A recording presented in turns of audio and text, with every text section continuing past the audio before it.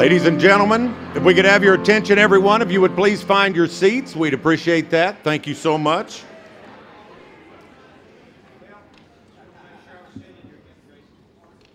What a great crowd. We're so glad you're here. Ladies and gentlemen, welcome to the Oklahoma State University Alumni Association Hall of Fame 2013 Induction Ceremony, presented by the OSU Alumni Association and corporate partners ConocoPhillips and the OSU Foundation. My name is Larry Reese, and it is my great honor to have been asked to be your master of ceremonies tonight for this great evening. Isn't it a beautiful evening to be an Oklahoma State Cowboy? Don't you agree? As we begin this evening's events, a little bit of business, we ask that you do silence your phones and your electronic devices. And I look out here, and I know there's a lot of people who'd like to be tweeting during the induction ceremony, but if you would please refrain, we'd very much appreciate that. Once again, just want to welcome you. I do have some breaking news that I've just found out from the Fashion Society that orange is the new black, and that's the best news that we could get here at Oklahoma State, right? Right? Okay. Well, with that, once again, we're so glad you're here. We have 4 distinguished inductees tonight, and we are just going to have a great OSU night, and we're glad you're a part of it.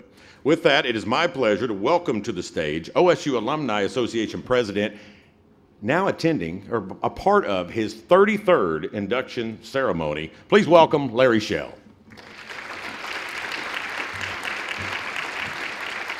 Thank you, Larry. You know, one of the excitements about the evening is if you look around and you see all of the conversation that's going on with friends who may not have seen each other for a long time. And it's a true honor to be able to have everyone here in your Alumni Center to participate in this evening. You know, I'd like to welcome you to the 58th induction ceremony. Hall of Fame began in 1956. Now, for those of you who are very mathematic and quick, you're going to find out that doesn't add up. That there was 1 year, Pam, you got that, didn't you? I saw you shake your head. There's 1 year that we did not have a Hall of Fame induction.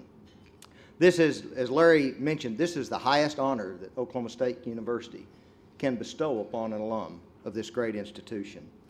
To date, only 159 of our over 200,000 alumni have been inducted into the Hall of Fame. A very, very distinguished honor.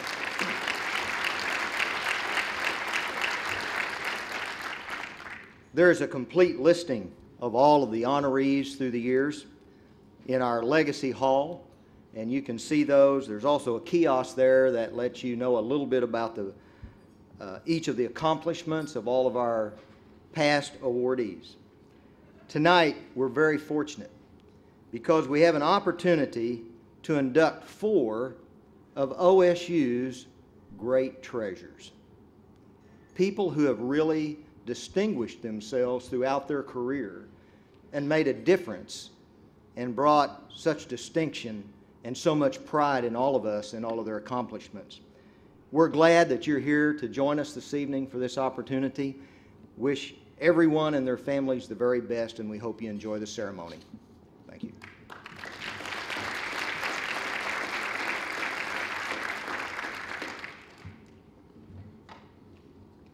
Thank you, Larry. You know, I'm fortunate, in my mind anyway, that I come from the athletics side and part of that great tradition that we have with OSU athletics. And I always like to draw a correlation that we've had great leaders on the athletics side that were our alums. Eddie Sutton, Mike Holder, Mike Gundy now, Josh Holliday, John Smith.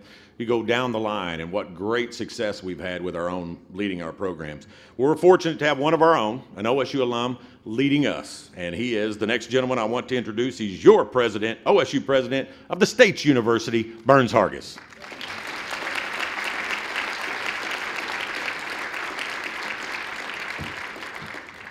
Is that a great voice or what?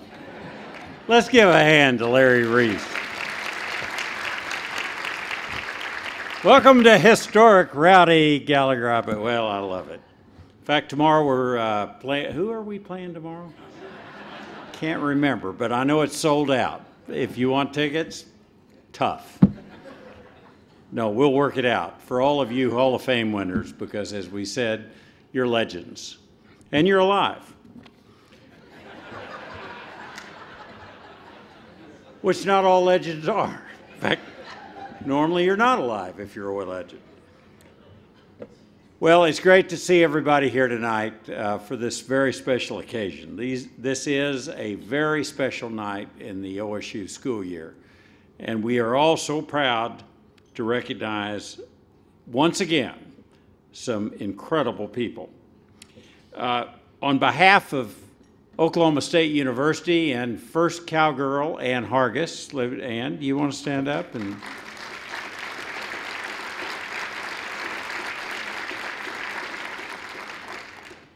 the girl serving wine said, you know, your wife is really pretty. I said, thank you. Could I have the wine, please? This is, I mean, I know that. It's been Valentine's. No, I want to congratulate Amy and Malone and David and Jerry. Their stories are legend. It makes such a difference to our students to meet people like our honorees tonight to see what's possible. I mean, not everybody can get all the way into the stratosphere that these honorees have, but you can get part way, and you might get all the way if you'll emulate them. So thank you for allowing us to honor you tonight. You don't realize what an inspiration you are to us all. The Alumni Association is so important to Oklahoma State University. And I appreciate all the support and all the memberships that you have given the Alumni Association, because it helps us find and celebrate great OSU alums. And then it helps us ask them for money, which is, of course, what I'm interested in. No, seriously. It doesn't matter if you all give any money. It's not important. It's critical. But I want to give a special thanks to Larry Schell, who will be retiring shortly, and I think we should give Larry a nice round of applause for all his service.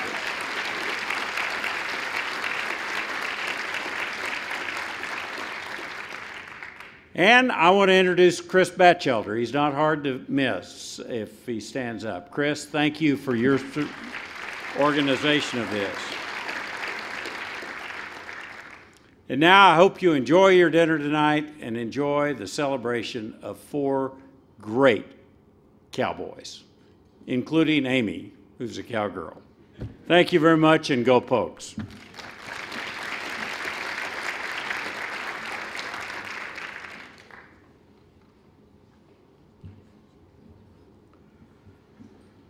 All right, bringing our invocation this evening is Ron Ward, Chairman of the Board of Directors of the OSU Alumni Association.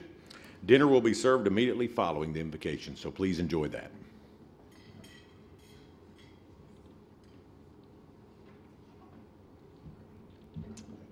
Would you bow with me? Our Heavenly Father, we're so grateful for our blessings. Would you bless this event, bless our great university and its mission. We're so thankful for these honorees and their families as we celebrate their lifetime achievements. Bless this food for the nourishment of our body. In His holy name we pray. Amen.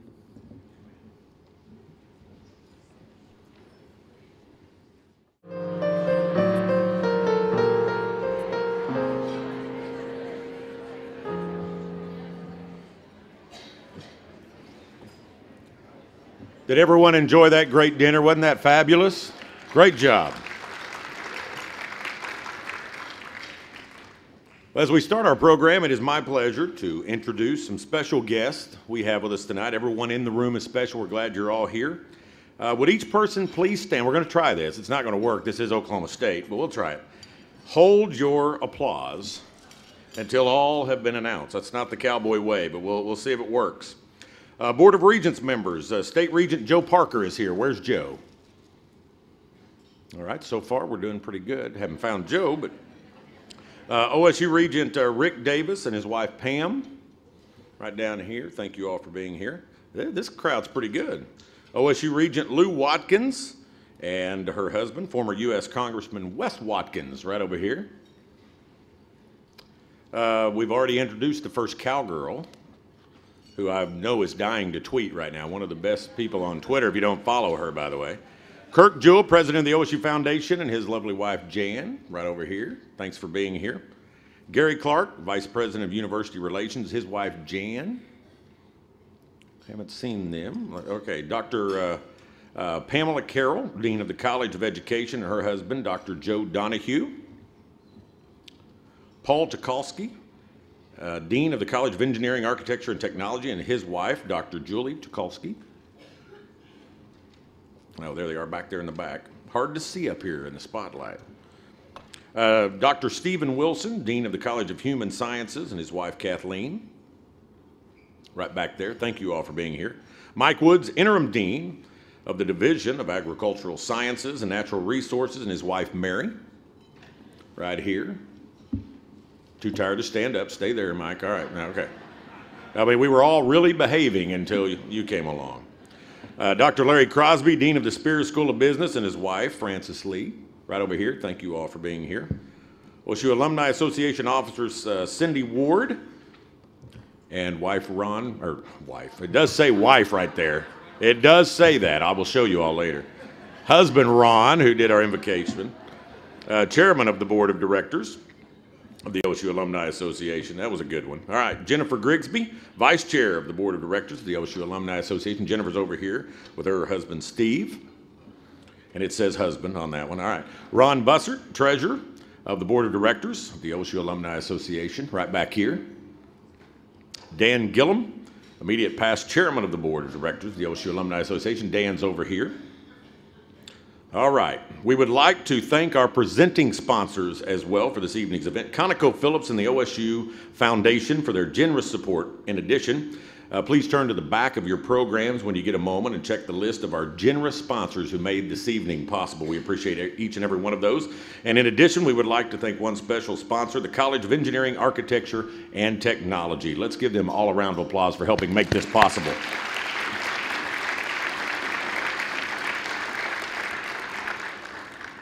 I'm also proud to introduce to you this evening members of the OSU Alumni Hall of Fame who are with us tonight. Will these individuals please stand? It says to hold your applause, but you know what? We only have 3 of these past inductees, so I say we don't hold the applause.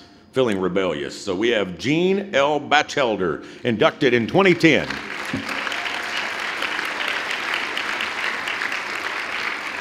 Inducted in 2008, one of the creators of the OSU Posse, and that is James D. Cobb. Where's Jim? Right back there, Jim. Glad you're here. And I've already introduced him, but he looks so good in that orange jacket. Wes Watkins, inducted in 1989.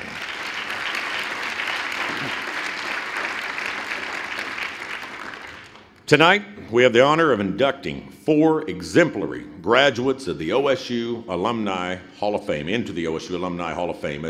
As we'll learn through tonight's videos, the tributes, our honorees have a passion for their families, their professions, and their alma mater. No matter where their life stories have taken them, they each possess a strong work ethic, a keen business sense, and have all shown a loyalty to those around them. For David Batchelder, his time at OSU was, in his words, a turning point in his life. Although he had not been a good student in high school, his father established an expectation early on that his sons would attend Oklahoma State. To honor his father and fulfill his expectations, David learned how to discipline and apply himself in college. David was not shy, as you can imagine, about sharing these life lessons with those around him. As one friend recalls, at the beginning of a new semester, David introduced himself to his new roommate and immediately set ground rules for their room. His fraternity brother was to provide a detailed accounting to him of his daily activities. Can you imagine rooming with this guy? Including class schedules, study hours, and outside activities. While the request seemed a bit much at the time, the fraternity brother, who is now a successful doctor, credits his success to his time spent rooming with David. He recalls his GPA that semester was the highest he had while attending Oklahoma State University. It was this strength of character and strong work ethic that vaulted David into a lifetime of success. Please turn your attention to the video screens as we pay tribute to our first honoree of the evening, David H. Batchelder.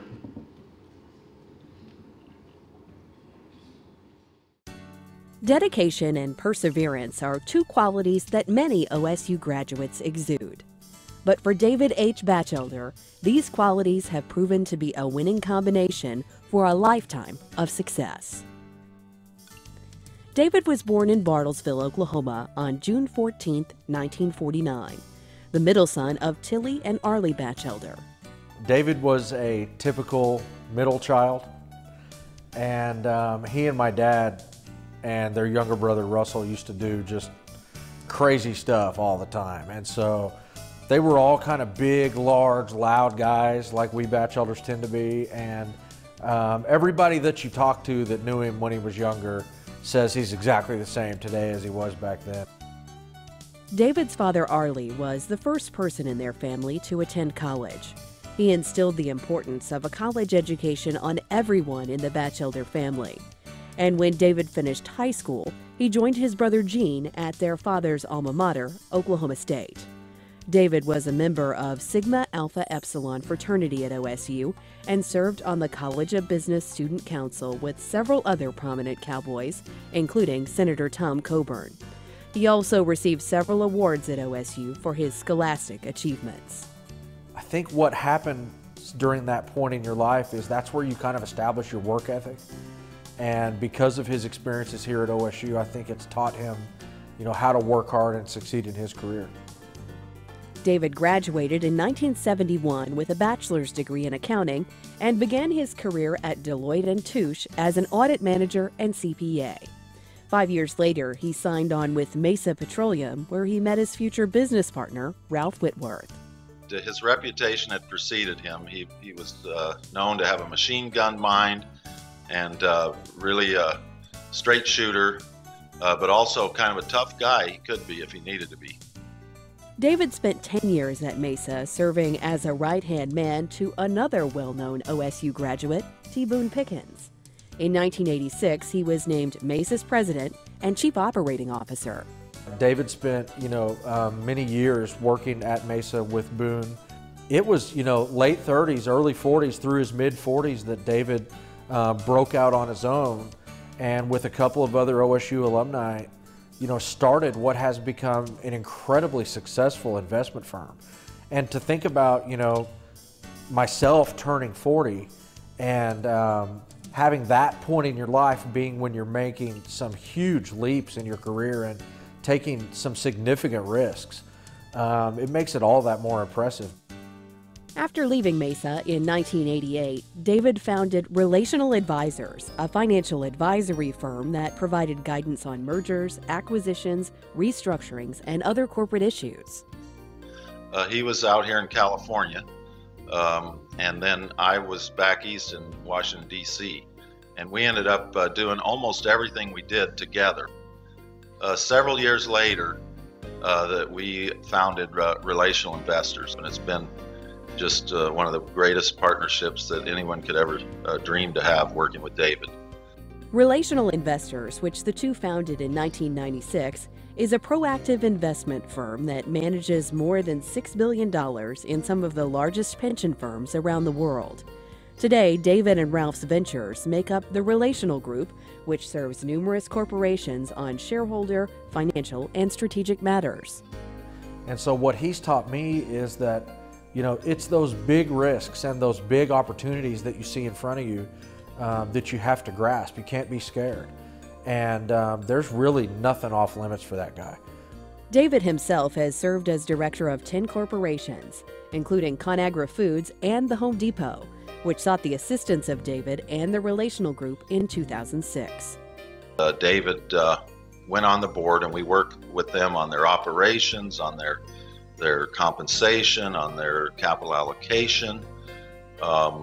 So really across the board on all the issues they were facing. And it's hard to really describe the contribution that we make in hopefully all of the projects we get involved in, but certainly that was a good example and some of David's best work. David could not have been as successful as he's been without, tremendous dedication. But I think on top of that, he also has tremendous vision. And part of that vision is the ability to, let's say, look at underperforming companies and know how to turn them around, see what it would take to make them successful. And that vision has, I think, explained a lot of his success. David's numerous business interests have not kept him from staying connected to his alma mater. He's given his time as a speaker for the Spear School of Business and as a homecoming judge for the OSU Alumni Association. He just doesn't get a chance physically to get back as often as he'd like. But man, he is a orange-blooded cowboy through and through. David and I both went to state colleges, and we liked that we have that in common, and we grew up in small towns. And he talks about his time there often and about the school and the progress. And he and his brother Gene, it's one of the things that I know they enjoy in common, that they've carried forward throughout their lives. One of the ConocoPhillips OSU Alumni Center's most prominent features, the Traditions Hall fireplace, was named for Arlie Batchelder by David and his family. He also endowed the David H. Batchelder President's Distinguished Scholarship at OSU. I would say that in terms of David's impact on the students here at OSU, he's been a tremendous role model. So he's a very straightforward, very clear thinker, looks at things fairly simply. They're, not black and white, but there's not a lot of gray. And I think it's just that breadth of experience that he's had that really differentiates him. David resides in San Diego with his wife Sylvia on a sprawling ranch complete with an Olympic-sized swimming pool and go-kart track for his 3 grandchildren whom he adores. He's an avid hunter and also enjoys horse racing and skiing. For his family and his colleagues, it's not the many risks David's taken as a businessman that set him apart. It's his generosity and commitment to the things he loves that qualifies him for induction into the OSU Alumni Hall of Fame. If there's one word I would use to describe David, I would say genuine. David is the real McCoy. Just like that very first day when I interviewed with him, what you see is what you get. One, say, phrase to describe him is that you can take David out of Oklahoma, but you can't take Oklahoma out of David. I think that being inducted into the Alumni Hall of Fame for David will be really affirmation of the values and the upbringing that helped him achieve that success.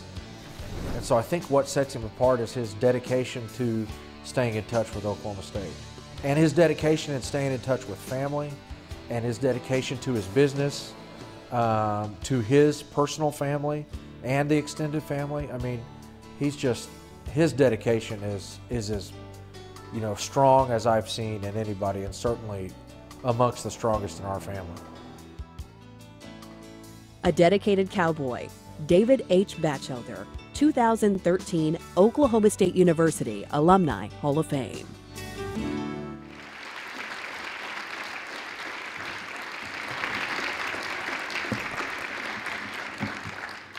Good evening. My name is Chris Batchelder, and I'm the Executive Vice President of the OSU Alumni Association. Tonight marks an historic occasion for the OSU Alumni Hall of Fame, as this is the first time that 2 siblings will have been brought into the Hall of Fame. My father, Gene Batchelder, was inducted in 2010, and tonight it is my great distinction and honor to present for induction into the OSU Alumni Hall of Fame my uncle, David H. Batchelder.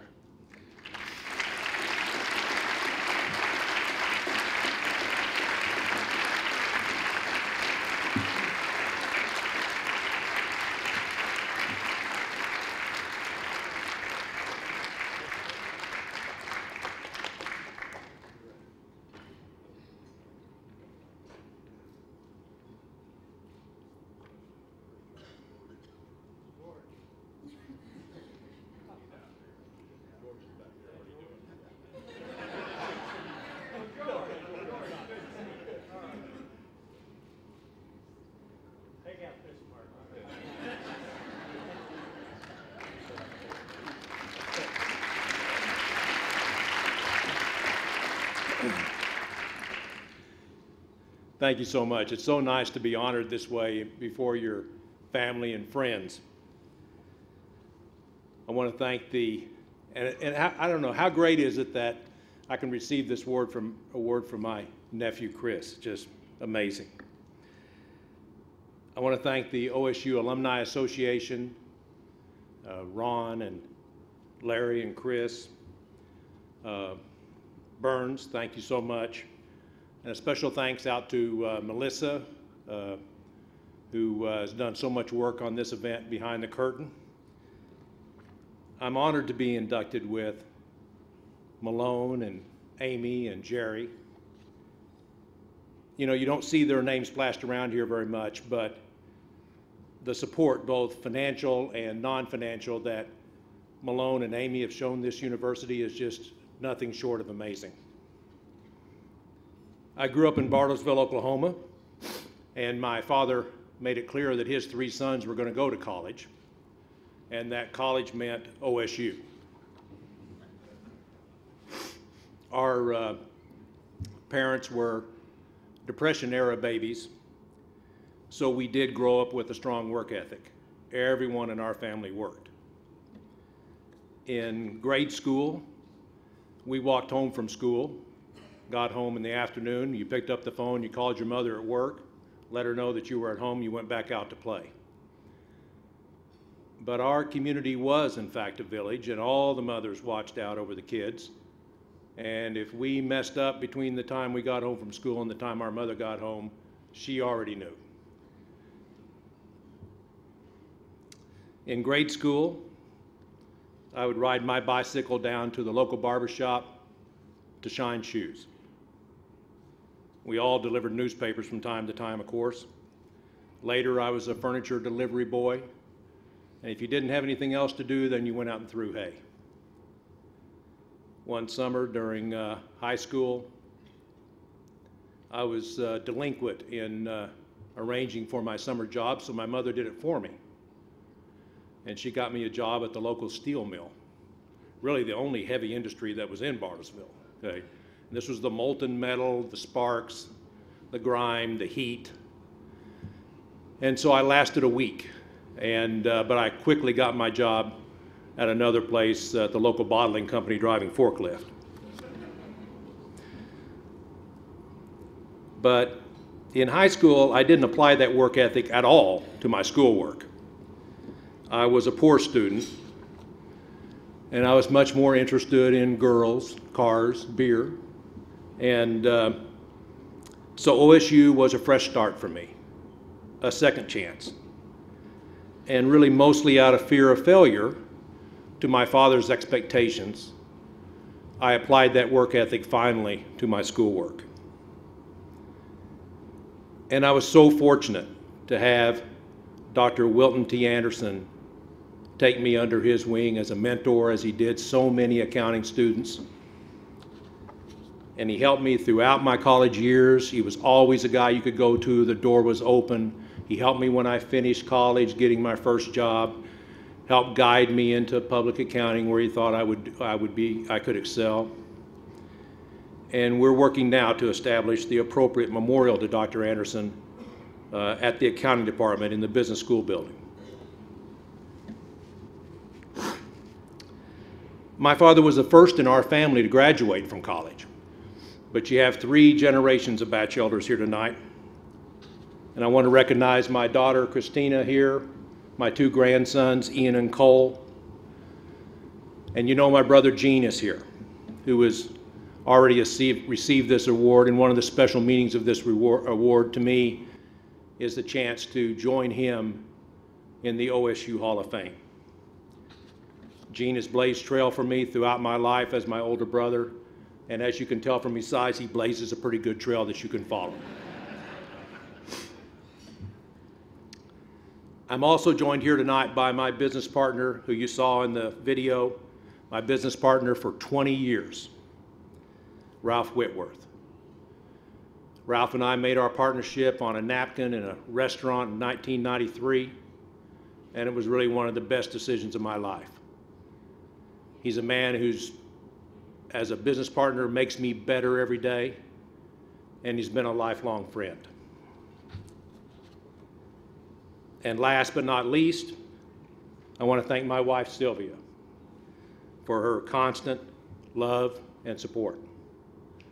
Thank you so much tonight. Go Pokes. God bless them for tomorrow night. And thank you very much.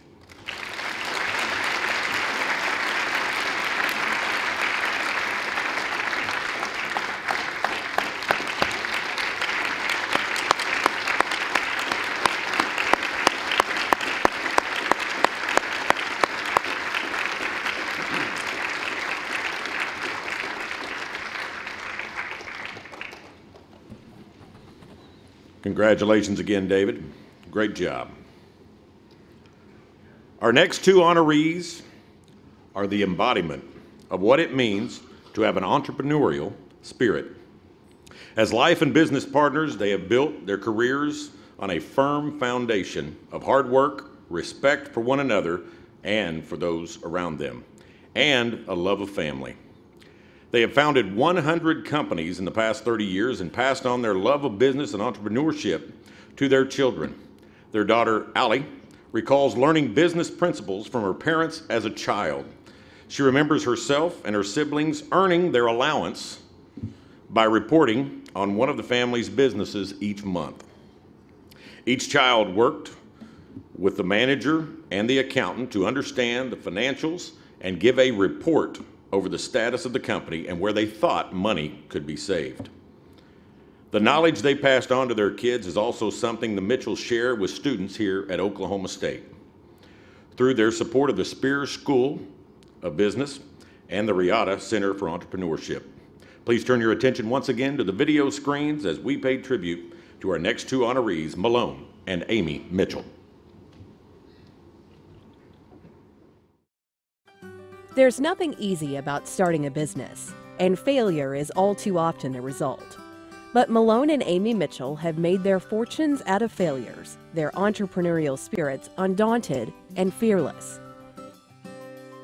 Amy Stevenson was born on November 23, 1960.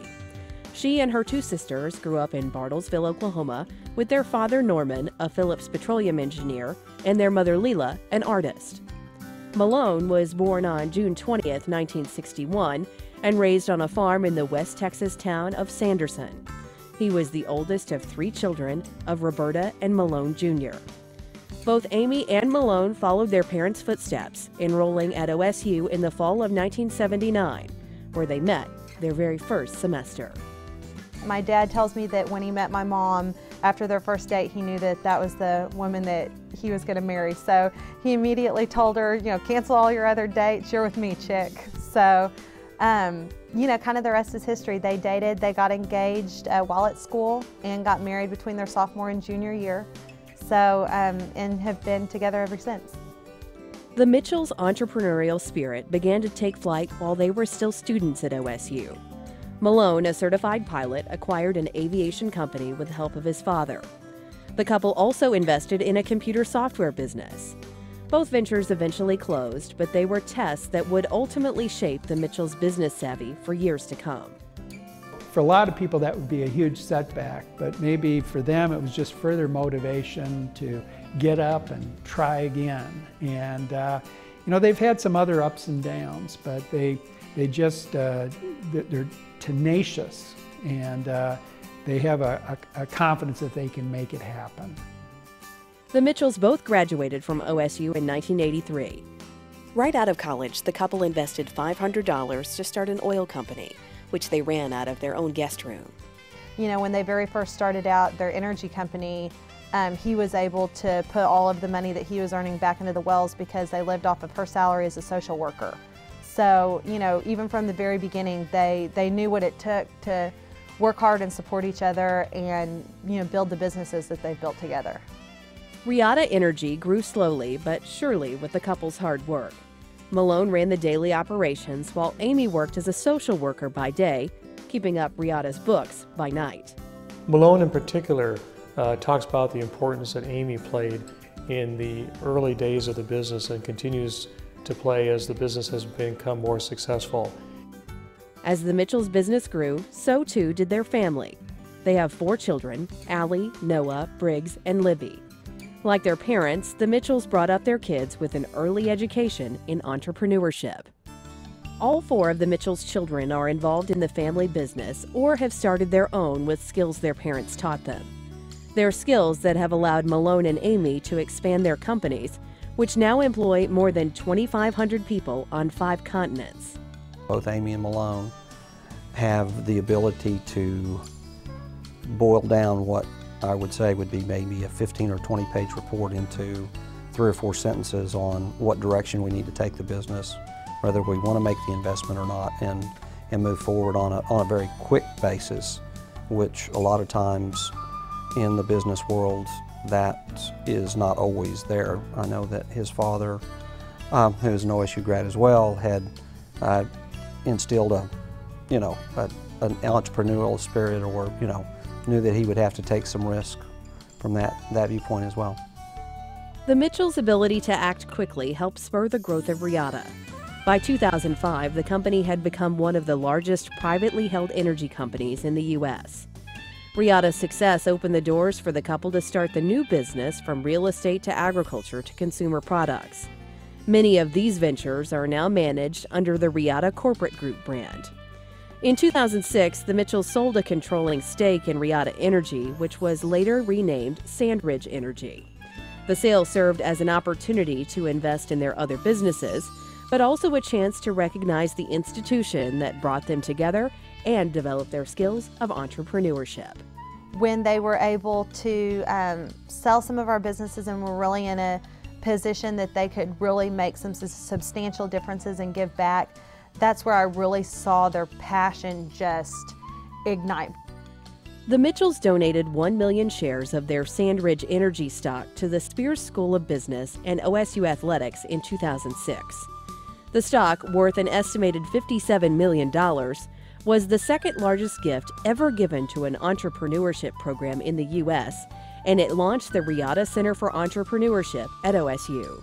With the help of that financial support and other support that they've provided, the School of Entrepreneurship has moved from a dead start to being in the top 25 of the Princeton Review at both the undergraduate and graduate level in just 5 years. And that is just tremendous progress in a very short period of time. And they enabled that. Unlike many entrepreneurs, the Mitchells are keen on sharing their knowledge and their wealth to support the opportunities of others, both in communities close to them and at their alma mater. Amy oversees the family's Pinion Foundation, which promotes the education, health, and well-being of children and elderly. The nonprofit has also provided numerous college scholarships to students in West and North Central Texas and Oklahoma. We've supported just all kinds of different things, and I think that that is so important that my parents have also instilled in us, is the giving back. So there's a class we have called Dilemmas and Debates, where we bring in a different entrepreneur each week to talk to the students, and Malone does that on a yearly basis, and the students really enjoy that. It's a very impactful experience for them. Amy is involved with our Women's Inspire event that's held each spring in Oklahoma City, where up to 750 women that are either starting businesses or interested in starting a business come, and she's participated in that and done a great job helping us with that activity. Their passion, runs not only to the football, but to the business college, the geology departments. Runs the gamut through all of those type of things. We have quite a few OSU graduates that work for us. Today, the Mitchells spend a great amount of time traveling to oversee their businesses and spend time with their family. Their children reside in Stillwater, Dallas, London, and soon Brazil. Amy continues her involvement in the real estate market, and they both enjoy scuba diving and snorkeling. My dad talks about that he really wants, and I know that this sounds funny, but he really wants to be a gardener. And I say that because he wants to garden his businesses. He wants to cultivate his businesses and grow them. He also says that he wants to be a gardener as far as his family. He wants to cultivate, we are a family of entrepreneurs. Like many OSU graduates, the Mitchells remain deeply humble about their success. Their spirit of entrepreneurship is eclipsed only by their generosity and their loves for their family and their alma mater. all reasons worthy of induction into the OSU Alumni Hall of Fame. If I had to describe my parents in a word or a phrase, I would describe my dad as all in. Whether it's his businesses, whether it's his family, whether it's our philanthropies, he is all in. And if I had to describe my mom, I would say supportive. She's the most supportive person I've ever met. Whether it's our businesses, a harebrained idea, me wanting to try soccer for the 2 months I tried soccer in high school, whatever it is, she is there. To be inducted into the Hall of Fame is really an acknowledgement that someone has led a very honorable life, and a life that the OSU family can be very proud of and can use as an example. Both Malone and Amy have had a real meaningful impact. One thing that sets the Mitchells apart from other graduates is that I think they're fearless. They go where most people fear to tread. They've developed the infrastructure that they need and the talent pool they need to be successful. You know, they go where the opportunities are, and they create their success. Fearless. Fearless entrepreneurs, Malone and Amy Mitchell, 2013 Oklahoma State University Alumni Hall of Fame.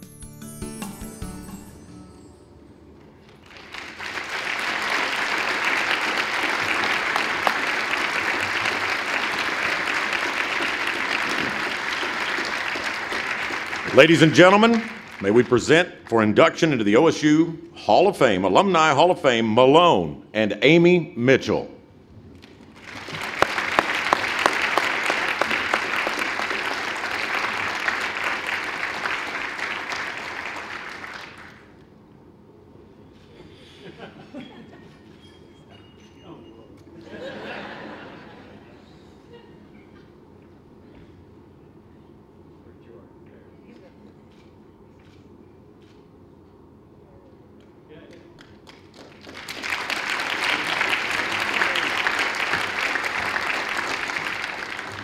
The most unlikely public speaker in the room. I told Malone I got to go first because he's so much more eloquent. Maybe you'll remember the remarks that he made and gloss over mine.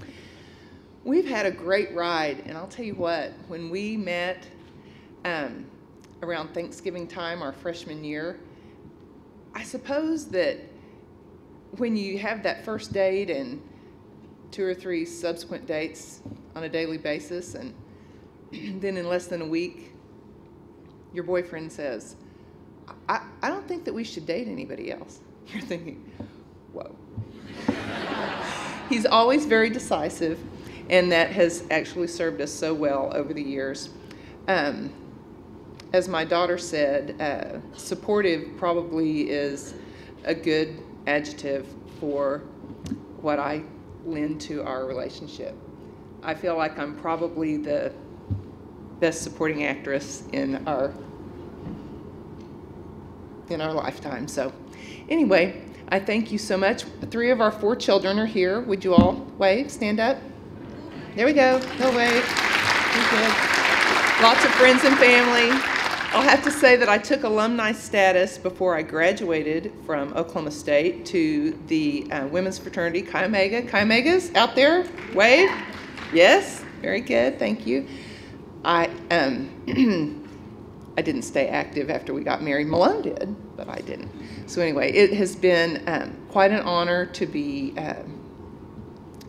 inducted into this Hall of Fame, and it seems like when you look in the rearview mirror, everything is so very clear, and it's really surprising when you look back and realize that all the things that seemed really so strange and complicated just almost look like a real straight path once you look in the rearview mirror. The thing that I really am looking forward to is being supportive of Oklahoma State and all the things that hopefully I think we're still young. We do have a grandchild, but besides that, I feel like that we're really young and have a lot that we can offer to be supportive of Oklahoma State. And thank you so much.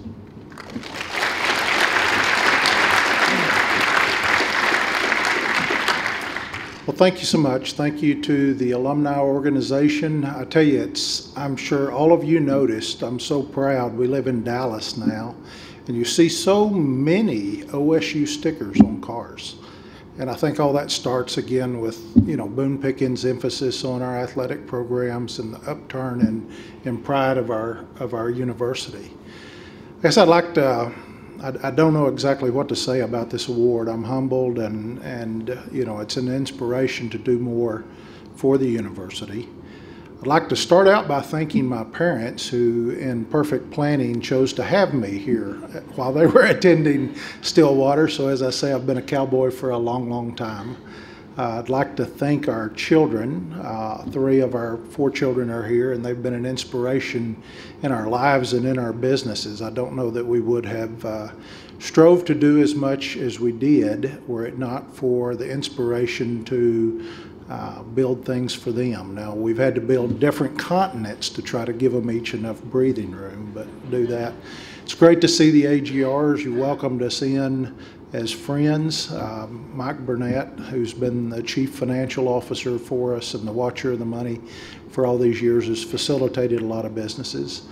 When I came to Oklahoma State, I came from the little town that was the setting for No Country for Old Men, and it truly was like going from black and white into color. The teachers, the university provided me a great opportunity to learn a lot of things, and nobody ever said you can't do that. And that's a fabulous thing. I often say that our institution is not an institution of the privileged. It is a privilege to go to our institution. I think about that. And last, I would like to, again, while we were in university here, I'd kind of go and say, I think it was I started out as an agricultural student, and about a year and a half in, I just became fascinated with the transactions that David and Boone Pickens were doing, and I became enamored with shareholder rights, and I changed from that to business, and it's made all the difference in the world. David, you never know when you're going to be an inspiration to some little kid in school somewhere. Now, Jerry, doggone it, you were over at Farmhouse. And of course, we were AGRs, and here you go, building a fraternity house. So by golly, us AGRs are going to build one too. So it's the rivals north of campus. So it's fun, and it's interesting how small the world is and how many connections there are. And I just ask everybody to embrace that. Last of all, I'd like to thank my wife. I think our president copied a phrase that she's used so many times in our lives, and he really needs to pay her royalty, because I've heard from her, yes, we can, more times than I've ever heard it prior to what the president said. So thank you so much. It's humbling. We'll try to contribute additionally, and hopefully there are young people out there in OSU who are inspired by the things they hear and see and are game for the great adventure that life gives you. Thank you.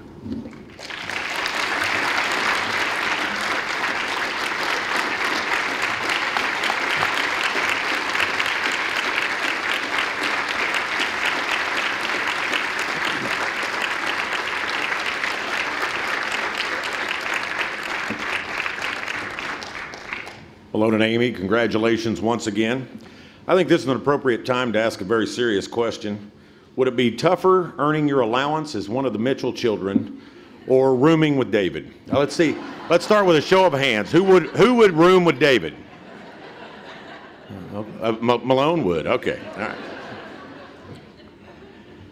Our final honoree this evening is a man whose courage and willingness to accept a challenge have enabled him to excel in his various leadership roles throughout his life. With all of his professional success, Jerry still remembers who he is and where he came from. Being a member of the Farmhouse fraternity and giving the student response at the College of Agricultural Sciences and Natural Resources commencement ceremony are some of his most cherished campus memories. He has carried his appreciation for OSU with him, which is evident in his interactions with today's students. When a student contacted him requesting an in-person interview to fulfill a class requirement, he agreed. The student and her entire family flew to New York for an appointment. When the student arrived, Jerry asked, "Where is your family?" When she informed him they were across the street at a restaurant, waiting for her to finish this interview, he immediately invited the entire family to join them and proceeded to not only grant the interview, but also provided a tour of the Coach corporate office. As a role model, Jerry has shown what someone can do with a degree from our land-grant institution and is proud of what it has done for him. Please turn your attention once again to the video screens as we pay tribute to our final honoree of the evening, Jerry D. Stritzke.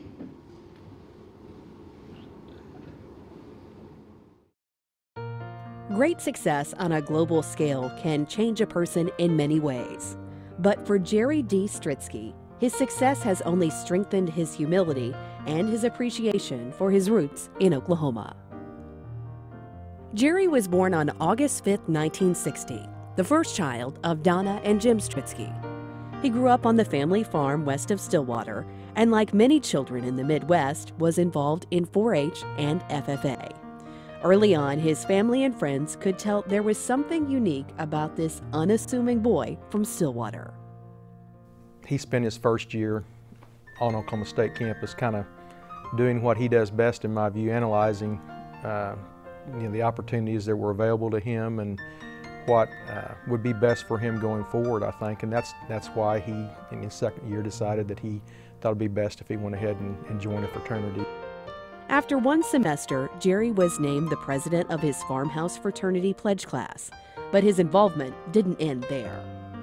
He was president of the College of Agriculture Student Council, and then he was involved in ODK and Blue Key. Anything that was going to recognize leadership and honors would have included Jerry Stritzke. I think the thing that I can look back on him as a student and as a fraternity brother both and identify early on, looking back on it now, that has been probably his biggest asset in life is he was unique in that he wasn't afraid to make mistakes. Jerry received the Dean Fred Lacrone Outstanding Graduating Senior Award when he completed his degree in agricultural economics in 1982. That same year, he married his college sweetheart, Edith Butter, who he'd first met walking out of Hideaway Pizza. After earning his Juris Doctorate, Jerry's first ventures in the business world were as a law associate. The strong work ethic he'd learned on the farm and at OSU served him well, and he was named a partner at the age of 28 at the firm Best, Sharp, Sheridan, and Stritzke. In 1992, he opened his own law office, but ultimately decided to leave the practice. It was the first of many risks that would take his career to new heights. Jerry continually mentions, be willing to get outside your comfort zone and take a reasonable risk. And so he made his success in great deal through his hard work and through his networking and connections that he had. Jerry's connections led him to the retail consulting firm Webb & Shirley. Even with no retail experience, Jerry thrived at the company for 6 years. His ingenuity and success prompted another job offer, and in 1999, he accepted the position of Senior Vice President of Operations for Limited Brands. Again, he excelled, ultimately becoming Limited's Chief Operating Officer and co-leader of Victoria's Secret. But his time at Limited Brands ended when he was 47, and for the first time, Jerry found himself looking for a job.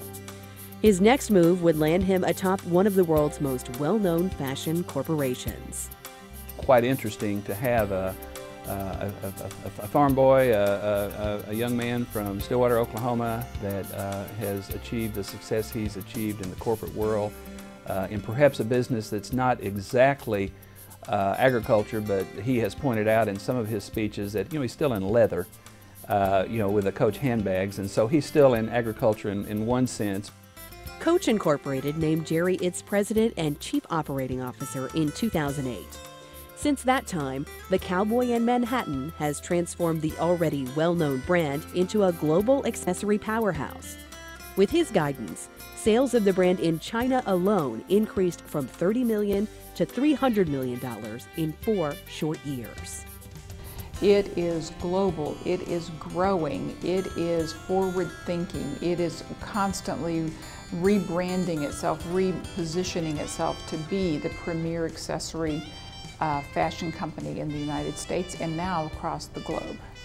He has been an ambassador for Oklahoma State in boardrooms, in meetings around the world where he will be sitting at a table with 15 other people from Harvard and Yale and Duke, and I can, in most cases, he'll be the only one from a public university, let alone a land-grant university. And he's proud of that fact, and he embraces that fact. His alma mater has embraced Jerry as well, and in 2010, he was asked to be the speaker at OSU's fall commencement ceremonies. Please welcome a real Manhattan cowboy, Jerry Stritzke. He encouraged our newest graduates to focus on the idea of who they will become, and he cautioned that the importance of having great aspirations will ultimately require them to have courage and take risks, just like he did. You must and need to aspire to change the world. You must dream big. And one thing I know is that you will be tested, and it will require courage. Jerry has also spoken at the OSU Executive Management Briefing Speaker Series and has opened the doors of Coach to recent graduates and aspiring students alike. I first visited Jerry Stritzke on a student trip to New York. We take students every fall, and he had kindly offered to have our students come and meet with him. It was terrific to see him talk to the students about what they were going to really gain by being an OSU alumni. He is an OSU graduate through and through and very proud of it. And I think that he demonstrated that to the students and demonstrated to the students that he was interested in helping them. As Jerry tells many of the students he speaks with, his greatest accomplishment is being a husband and father to his 2 daughters, Laura and Catherine, and his son Jacob. There is such a deep appreciation from those girls for their parents, and in Jerry in particular, and Jacob for his father, for the type of leadership that he's provided for their family and the opportunities. It's just a loving family. For those who know him, Jerry remains a humble and grounded individual committed to the important things in life: his family, his faith, and the first place he called home. It's a commitment and a career worthy of recognition by the OSU Alumni Hall of Fame. Well, there are a number of words that come to my mind to describe Jerry, but I think his degree of integrity would probably best capture my high regard and respect for Jerry. A man of his word. I think it's clear that he's a faithful man to his university, to his family, to his God, to his friends. Faithful is the word I'd use to describe him. I think Jerry Stritzke absolutely represents the pinnacle of what an OSU Alumni Hall of Fame member should be. Committed to his institution, proud of his institution, and successfully conducting his career in the global marketplace. A model of success and humility. Jerry Stritzke, 2013 Oklahoma State University Alumni Hall of Fame.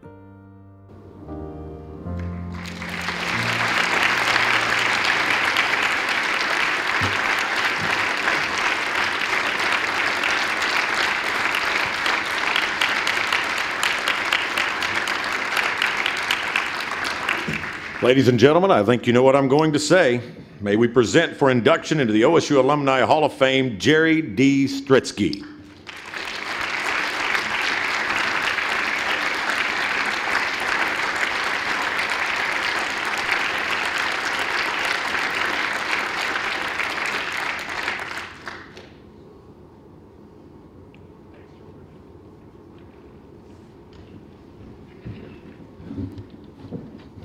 It's an honor to be here. My congratulations to the other inductees today. I'm struck by some similarities. As I was listening to Malone, the fact that he was really I better use the right word here, I guess was born while his parents were attending Oklahoma State University. There are pictures of me in married student housing as my father was working on his master's degree and my mother were living in married student housing here at Oklahoma State. So that connection to Oklahoma State runs deep. Also, I need to acknowledge my father was again, a first one in our family to go to college, and came from a one-room schoolhouse in Nowata County, where he really excelled, had to work incredibly hard, came to OSU, attained a bachelor's degree, went on to get a master's, got a PhD, and then came back to the university that he loved and spent his life teaching and doing research and extension work at Oklahoma State University. I remember at the football field going to the south, I guess it was the west end zone, behind some green bleachers, and not watching the game, but playing the plastic football with other kids behind our own little football game. So my connection and my love, my relationship with Oklahoma State dates far back. I'd also share with you that work ethic that my father instilled on me, I think was a critical part of what led to my success. I am also surprised as I listen to David. I didn't have a great high school career either. In fact, if I recall correctly, I had to test into Oklahoma State. And to make it worse, I actually was late to take the test. I did get in, and committed to, upon arriving in Oklahoma State, felt it was an opportunity to really transform my life. And I would share with you that it was transformative. The keys that have enabled me to live the life that I have and have the experience that I have really are all based in what happened here at OSU. First and foremost, I was thinking about the idea and changes that really do change the course of your life. The first time I met my wife, I actually took me a year to work up the nerve. I saw her when I came out of highway, and I thought, who is that girl? And I found out she was Jeff Butter's sister, and it took me a while to figure out how to get to know her, and I had to ask 2 or 3 times to get a date, which I was kind of broke a rule for me. But as those that I live with at farmhouse know, that was a theme, unfortunately. And I have to say, Malone, that I heard today a vicious rumor that the AGRs, to build their house, have to rent the old farmhouse to live in while they build their new home, and I'm sure they'll be better for it. I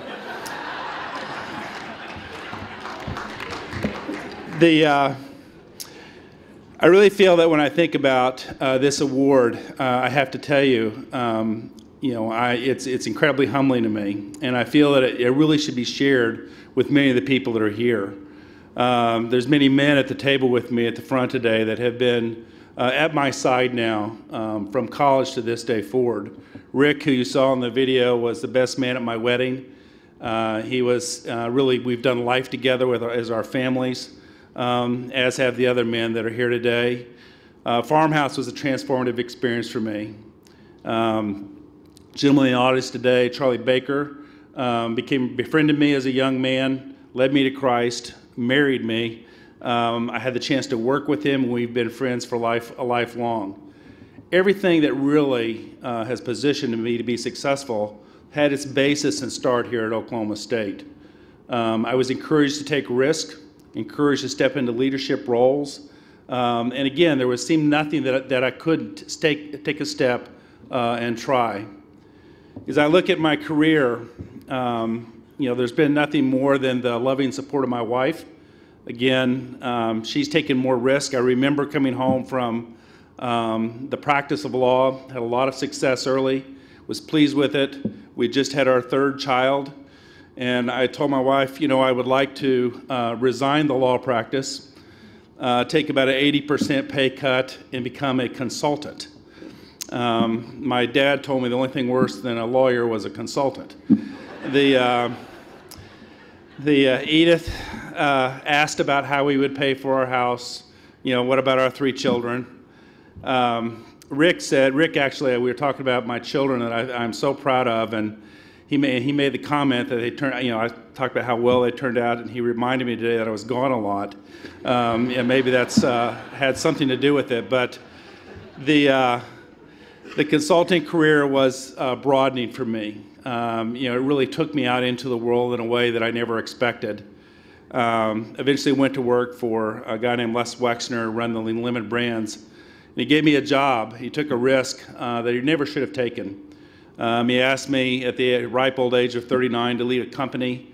It was a $1 billion company, had offices in 14 locations or countries around the world. And I knew that I wasn't qualified. One of my gifts and or curses is that I don't know how to keep my mouth shut.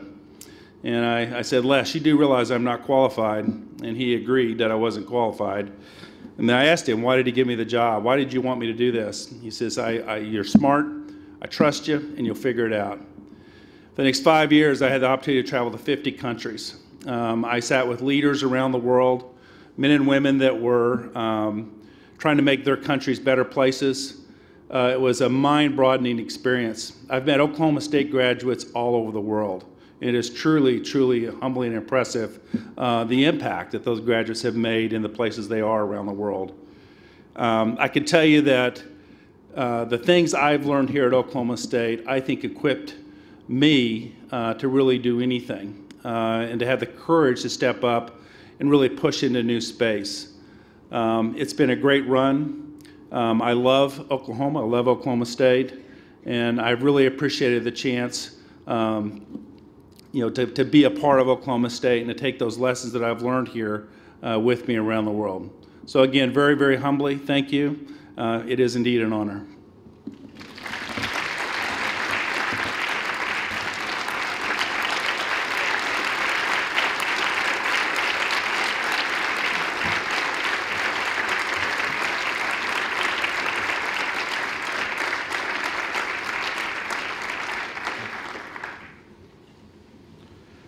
David, Malone, Amy, Jerry, congratulations. You are truly OSU Hall of Famers. So what a terrific night. Thank you all for being here. On behalf of the OSU Alumni Association, we wish to thank the Alumni Awards and Recognition Committee for their hard work and dedication in selecting the members of the Alumni Hall of Fame. Members of the committee are listed in your program if you'd like to check those out. Let's give them a round of applause, though, for all of their efforts.